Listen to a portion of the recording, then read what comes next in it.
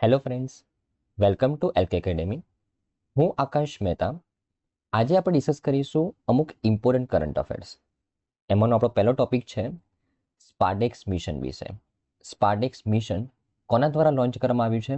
ઈસરો દ્વારા, Indian space research organisation દ્વારા સ્પાર્ડેક્સ mission launch કરવામાં આવેલું છે. ઓકે, જો હું સ્પાર્ડેક્સના ફૂલ ફોર્મ વિશે વાત કરું ફ્રેન્ડ્સ, તો એનું ફૂલ ફોર્મ છે space docking experiment. Space docking experiment.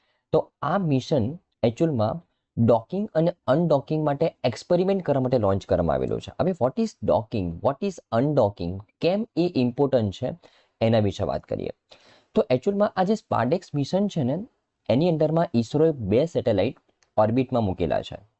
એક છે SDX-1 સેટેલાઇટ અને એક છે SDX-2 સેટેલાઇટ. 2 સેટેલાઇટ્સ ઈસરોએ ઓર્બિટમાં મૂકેલા છે, રાઈટ. કયા રોકેટના માધ્યમથી? તો PSLV C60 ના માધ્યમથી, PSLV C60 રોકેટના માધ્યમથી ઈસરોએ આ મિશનની અંદરમાં 2 સેટેલાઇટ મૂકેલા છે ઓર્બિટમાં, SDX-1 અને SDX-2, PSLV C60 રોકેટના માધ્યમથી.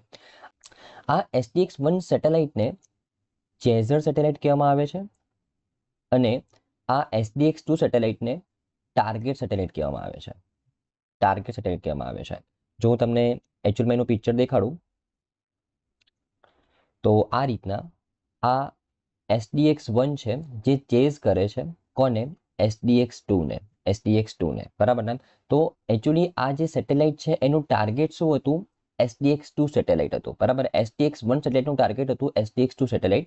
હવે જ્યારે આ મિશન લોન્ચ કરવામાં આવ્યું 30 ડિસેમ્બર 2024 ના રોજ. મિશન લોન્ચ ક્યારે કરવામાં આવ્યું? PSLV C60 રોકેટ ઉપર 30 ડિસેમ્બર 2024 ના રોજ. અને પહેલી વખત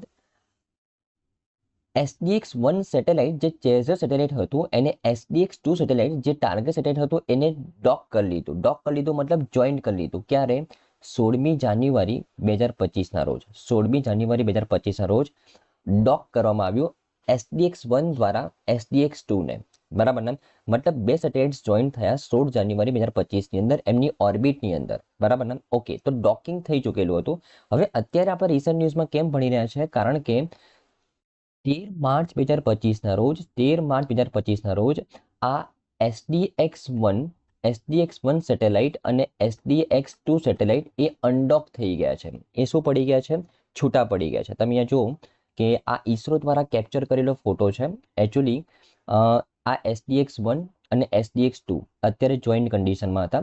પછી SDX-1 અને SDX-2 છૂટા પડી ગયા એનો ફોટો કેપ્ચર કરવામાં આવેલો છે. અને આ જે ફોટો છે ને એ SDX-1 ના કેમેરામાંથી આ SDX-2 દેખાઈ રહ્યું છે, બરાબર ને? એનો ફોટો છે.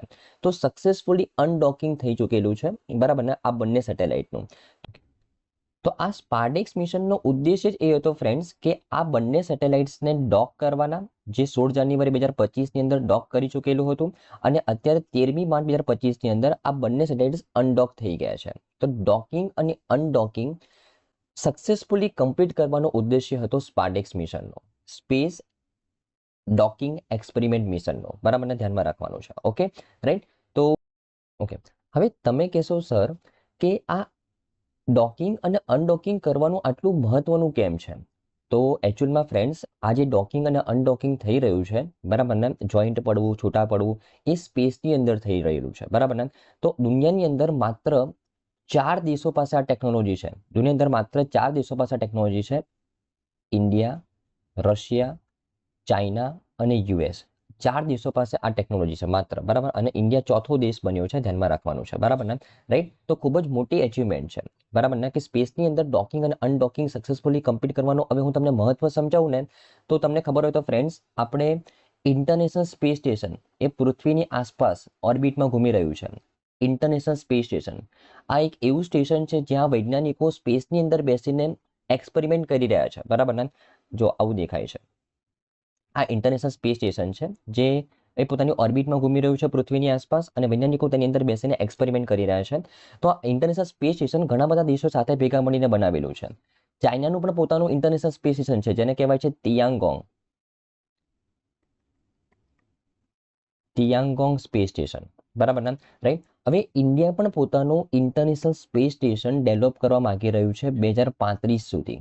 2035 સુધી ઇન્ડિયા પણ પોતાનું સ્પેસ સ્ટેશન ડેવલપ કરવા માંગી રહ્યું છે. હવે આટલું મોટું સ્પેસ સ્ટેશન જો સ્પેસમાં બનાવવું હોય તો એક સાથે ના બનાવી શકાય. તેના અલગ અલગ પાર્ટ્સને સ્પેસમાં લઈ જઈને ત્યાં પછી તેને જોઈન્ટ કરવા પડે, ડોક કરવા પડે. તો જો આપણી પાસે ડોકિંગ ટેકનોલોજી હશે તો આપણે આ ટાઈપનું મિશન સક્સેસફુલી કમ્પ્લીટ કરી પાઈશું. તો 2035 સુધીમાં ઇન્ડિયાને પોતાનું ઇન્ટરનેશનલ સ્પેસ સ્ટેશન બનાવવું છે. એ પર્પઝથી પણ આ ડોકિંગ અનડોકિંગની ટેકનોલોજી આપણી પાસે ખૂબ જ ઇમ્પોર્ટન્ટ સાબિત થઈ શકશે. ઓકે, આ ઉપરાંત આપણે ખૂબ જ નજીકના ભવિષ્યમાં ગગનયાન મિશન લોન્ચ કરી રહ્યા છે. ગગનયાન મિશનની અંદર આપણે વૈજ્ઞાનિકોને આપણા દ્વારા બનાવવામાં આવેલા, મતલબ ઈસરો દ્વારા બનાવવામાં આવેલા સ્પેસક્રાફ્ટની અંદર આપણે સ્પેસમાં મોકલવાના છે, બરાબર ને. ત્યારે પણ જો આપણી પાસે ડોકિંગ અને અનડોકિંગનું ટેકનોલોજી હશે તો આ મિશન આપણે સક્સેસફુલી કમ્પ્લીટ કરી પાઈશું, બરાબર ને. આ ઉપરાંત ચંદ્ર, મંગળ અને એસ્ટેરોઇડ્સમાંથી અગર કોઈ સેમ્પલ લાવવાના હોય, બરાબર ને, તો પણ આ ટાઈપનું મિશન, તો પણ આ ટાઈપની ટેકનોલોજી આપણને ખૂબ જ કારગર સાબિત થશે, બરાબર ને. અને ખૂબ જ ઇમ્પોર્ટન્ટ રોલ પ્લે કરે છે કે અગર સ્પેસની અંદર કોઈ ઉપગ્રહનું સમારકામ કરવું હોય, રિફ્યુલિંગ કરવું હોય, અપગ્રેડ કરવું હોય, તો પણ આ ટાઈપની ટેકનોલોજીથી આપણે તેમનું સમારકામ, રિફ્યુલિંગ અને અપગ્રેડેશન એકદમ ઇઝીલી કરી પાઈએ, બરાબર ને. રાઈટ. ફોર એક્ઝામ્પલ, અગર કોઈ સેટેલાઇટ એના ઓર્બિટમાં એનું ફ્યુલ ખતમ થઈ ગયું તો આપણે કોઈ બીજું સેટેલાઇટને મોકલીને તેની અંદર રિફ્યુલિંગ કરાવી શકીએ તો એની લાઈફ એક્સટેન્ડ થઈ શકે, બરાબર ને. તો જો આ બંને સેટેલાઇટ એકબીજાને જોઈન્ટ થશે સ્પેસની અંદર અથવા જોઈન્ટ થઈને પછી છૂટા પડશે સ્પેસની અંદર તો જ આ બધી વસ્તુ પોસિબલ છે. તો ડોકિંગ અને અનડોકિંગની ટેકનોલોજી હોવી ખૂબ જ જરૂરી છે, બરાબર ને. આજના કોમ્પિટિટિવ એન્વાયરમેન્ટની અંદર, બરાબર ને, જે ભારતે ઈસરોએ એચીવ કરી બતાવ્યું છે સ્પાર્ટેક્સ મિશનની અંદર, બરાબર ને. ઓકે, તો ખૂબ જ ઇમ્પોર્ટન્ટ રોલ છે સ્પાર્ટેક્સ મિશનનો. જે રીતે મેં તમને કીધું કે STX-1 અને STX-2 સેટેલાઇટ લોન્ચ કર્યું છે. STX-1 ને ચેઝર સેટેલાઇટ કહેવામાં આવે છે અને STX-2 ને ટાર્ગેટ સેટેલાઇટ કહેવામાં આવે છે, સિમ્પલ, બરાબર ને.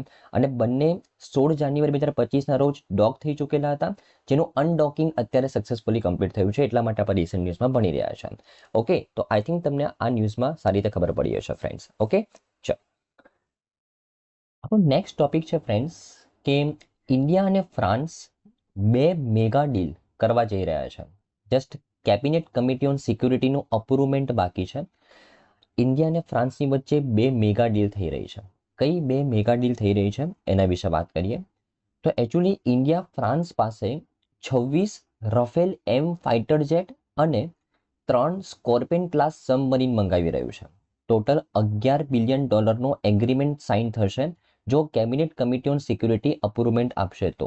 તો આપણે આ ટોપિકમાં આ રફેલ M ફાઇટર જેટ શું છે, સ્કોર્પિયન ક્લાસ સબમરીન શું છે, એના વિશે વાત કરવાની છે અને આ કેબિનેટ કમિટી ઓન સિક્યુરિટીનો રોલ શું છે એના વિશે વાત કરીશું ફ્રેન્ડ્સ, બરાબર ને. રાઈટ. તો હવે જો હું વાત કરું, તમને ખબર જ છે કે આપણે રફેલ ફાઇટર જેટ ફ્રાન્સ પાસે મંગાવી રહ્યા છે અને આપણી પાસે ઘણા રફેલ ફાઇટર જેટ છે, પણ આ જે રફેલ ફાઇટર જેટ છે ને એ રફેલ M ફાઇટર જેટ છે. રફેલ M ફાઇટર જેટ છે, મતલબ આ જે ટાઈપ આ રફેલ જેટ છે ને એ મરીન એપ્લિકેશન માટે ઉપયોગમાં લેવાના છે. મરીન એપ્લિકેશન મતલબ ઇન્ડિયન નેવી તેનો ઉપયોગ કરશે. ઇન્ડિયન નેવી તેનું ટેક ઓફ અને લેન્ડિંગ અને તેનું ઓપરેશન ધ્યાનમાં રાખશે, બરાબર ને. રાઈટ. હવે તમે કહેશો સર કે ઇન્ડિયન નેવી સમુદ્રમાંથી એરક્રાફ્ટને ટેક ઓફ અને લેન્ડિંગ કઈ જગ્યાએ કરાવે, તો તમને ખબર જ છે ફ્રેન્ડ્સ, એરક્રાફ્ટ કેરિયર હોય. આ એક એરક્રાફ્ટ કેરિયર છે જેની ઉપરથી ટેક ઓફ અને લેન્ડિંગ થતું હોય બીચ સમુદ્રની અંદર, બરાબર ને. તો રાઈટ, તો આપણી પાસે 2 એરક્રાફ્ટ કેરિયર છે જે એરક્રાફ્ટને ટેક ઓફ અને લેન્ડિંગ માટે એક પ્લેટફોર્મ પ્રોવાઈડ કરે છે સમુદ્રની અંદર. INS વિક્રમાદિત્ય જે આપણે રશિયા પાસેથી મંગાવેલું છે અને INS વિક્રાંત જે આપણે રિસેન્ટલી જાતે ડેવલપ કરેલું આ એરક્રાફ્ટ કેરિયર છે, બરાબર ને. તો આ બંને એરક્રાફ્ટ કેરિયરનો ઉપયોગ કરીને આપણે આ રફેલ M ફાઇટર જેટને ટેક ઓફ લેન્ડિંગ કરાવી શકીશું બીચ સમુદ્રની અંદર, બરાબર ને. રાઈટ. અને total 26 Rafale M fighter jet આપણે ફ્રાન્સ પાસેથી મંગાવી રહ્યા છે આ ડીલની અંદર, જેમાં 22 સિંગલ સીટર રફેલ હશે અને 4 twin seater Rafael fighter jets હશે, જેનો ઉપયોગ આપણે ટ્રેનિંગ પર્પઝ માટે ઉપયોગમાં લેવાના છે. હવે એકચ્યુઅલમાં ભારતની જે સંસ્થા છે DRDO, defence research development organisation, એ ઓલરેડી આ રફેલ M જેવા ફાઇટર જેટ બનાવી રહ્યું છે જે મરીન એપ્લિકેશન માટે ઉપયોગી સાબિત થશે, પણ તે હજી ડેવલપિંગ સ્ટેજમાં છે. Twin engine deck base fighter jet એ ઓલરેડી DRDO બનાવી રહ્યું છે પણ ડેવલપિંગ સ્ટેજમાં છે, પણ ત્યાં સુધી રફેલ M ફાઇટર જેટ એ આપણે ફ્રાન્સ પાસેથી મંગાવી રહ્યા છે. 2029 સુધીમાં ફ્રાન્સ એ આ ફાઇટર જેટની ડિલિવરી આપણને સક્સેસફુલી કમ્પ્લીટ કરાવી આપશે. બરાબર ને? આ એગ્રીમેન્ટ જો cabinet committee on security approve કરશે તો. બરાબર ને? રાઈટ. અને જે ફાઇટર જેટ આપણું DRDO બનાવી રહ્યું છે, ડિફેન્સ રિસર્ચ ડેવલપમેન્ટ ઓર્ગેનાઇઝેશન. બરાબર, તે ફાઇટર જેટની ડિઝાઇન એ આ ટાઈપની છે, જે ડેવલપિંગ સ્ટેજમાં છે. Twin engine deck base fighter jet. બરાબર, ધ્યાનમાં રાખવાનું છે, જે રફેલની રિપ્લેસમેન્ટ કરશે. બરાબર, અને જ્યારે તે મેન્યુફેક્ચર કરવામાં આવશે DRDO દ્વારા, બરાબર, ત્યારે તે રફેલનું રિપ્લેસમેન્ટ કરશે. બરાબર ને? Okay, right. અને જો હું બીજી ડીલ વિશે વાત કરું તો ભારતે 3 સ્કોર્પિયન ક્લાસ સબમરીન પણ મંગાવી છે ફ્રાન્સ પાસે. હવે એકચ્યુઅલમાં આ જે સ્કોર્પિયન ક્લાસ સબમરીન, તમે જુઓ આ સ્કોર્પિયન ક્લાસ સબમરીન છે ફ્રેન્ડ્સ. બરાબર ને? જે અત્યાર સુધી આપણે 6 સ્કોર્પિયન ક્લાસ સબમરીન બનાવી ચૂકેલા છે. સંસ્થા છે મેઝાગોન ડોક શિપ બિલ્ડર્સ લિમિટેડ, જેનું હેડક્વાર્ટર મુંબઈની અંદર છે. આ સંસ્થા એ ફ્રાન્સના સહયોગથી પ્રોજેક્ટ 75ની હેઠળ પ્રોજેક્ટ 75, આ પ્રોજેક્ટ 75 એ મેક ઇન ઇન્ડિયાની અંદરમાં લોન્ચ કરવામાં આવેલું છે. Make in India. બરાબર ને? તો મેક ઇન ઇન્ડિયાની અંદરમાં પ્રોજેક્ટ 75 હેઠળ મેઝેગોન ડોક શિપ બિલ્ડર્સ લિમિટેડ MDL એ ફ્રાન્સના સહયોગથી ઓલરેડી 6 સ્કોર્પિયન ક્લાસ સબમરીનનું નિર્માણ કરી ચૂકેલું છે. અને બીજી 3 સ્કોર્પિયન ક્લાસ સબમરીનનું નિર્માણ કરવામાં આવશે આ પ્રોજેક્ટ 75ની અંડરમાં. કોના દ્વારા? મેઝેગોન ડોક શિપ બિલ્ડર્સ લિમિટેડ, જે ઇન્ડિયન સંસ્થા છે. કોના સહયોગથી? ફ્રાન્સના સહયોગથી. બરાબર ને? ધ્યાનમાં રાખવાનું છે. બરાબર ને? તો મેક ઇન ઇન્ડિયા ટેકનોલોજી બહારની હશે, પણ બનાવવાનું કઈ જગ્યાએ? ભારતમાં. બરાબર, તો મેક ઇન ઇન્ડિયાની અંદરમાં પ્રોજેક્ટ 75ની હેઠળમાં બીજી 3 સ્કોર્પિયન ક્લાસ સબમરીન આપણે બનાવી રહ્યા છે. બરાબર, આ એગ્રીમેન્ટ અનુસાર. બરાબર ને? ઓકે. તો આ જે ડીલ છે એનું મહત્વ શું છે? તો આપણી જે નૌકાદળની ક્ષમતાને વધારે મજબૂત બનાવશે. આપણા 2 એરક્રાફ્ટ કેરિયર છે, INS વિક્રમાદિત્ય અને INS વિક્રાંત. બરાબર, એને વધારે સુસંગત કરશે. રાઈટ. અને આ ઉપરાંત જે આપણા પ્રાદેશિક જોખમો છે, તમને ખબર જ છે કે હિન્દ મહાસાગરમાં ચીનનું જે નેવી છે એ વધારે ને વધારે મજબૂત થતું જાય છે. તો અગર આપણું નૌકાદળ પણ વધારે મજબૂત હશે તો તેનો સામનો કરી શકીશું.